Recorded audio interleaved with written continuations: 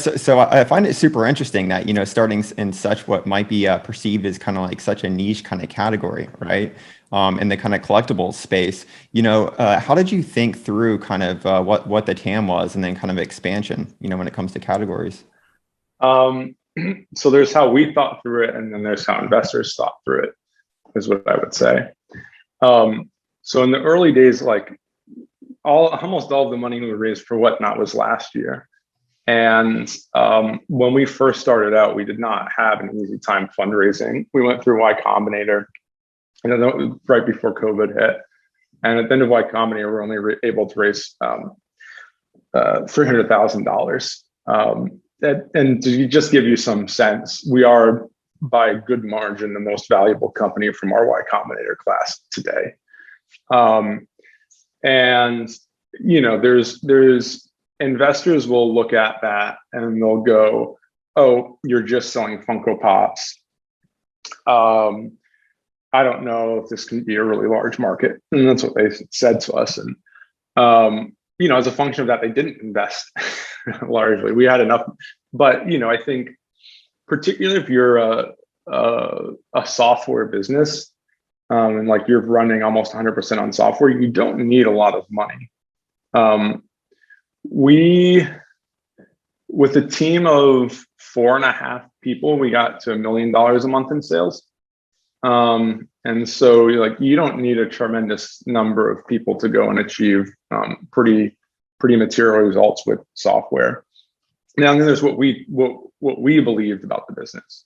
We believed we had a clear path for market expansion. We can go to Funkos, we can go to comic books, and if we can figure out how to launch Funkos and grow that, we can apply a similar, like a lot of these categories are very similar. You can apply a similar playbook and continue to scale outwards. The thing with investors is even venture investors is they're like relatively risk averse. And so they'll want to see like proof. They're not going to I would say there's probably like two buckets you can fall in. Broadly speaking, it comes from the same thing, which is like they want to have with high confidence that you have a clear expansion path of TAM. And then the problem with us was there hasn't been a competitor or player in recent memory that's achieved scale that's had a similar playbook to us. And so that's why we needed to basically prove to VCs by actually doing it to unlock the capital.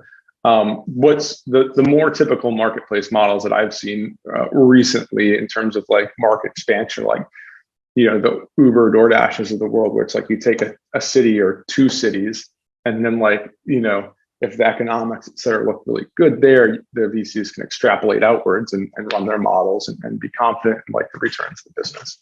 For us, there wasn't like good comps to do that. Like the last person who's done that at meaningful scale was eBay, which was, eBay IPO'd in like 97 or 98 or something like that. And so, yeah, we just didn't raise that much money. And then what happened was we went from Funko Pops and we went into Pokemon cards.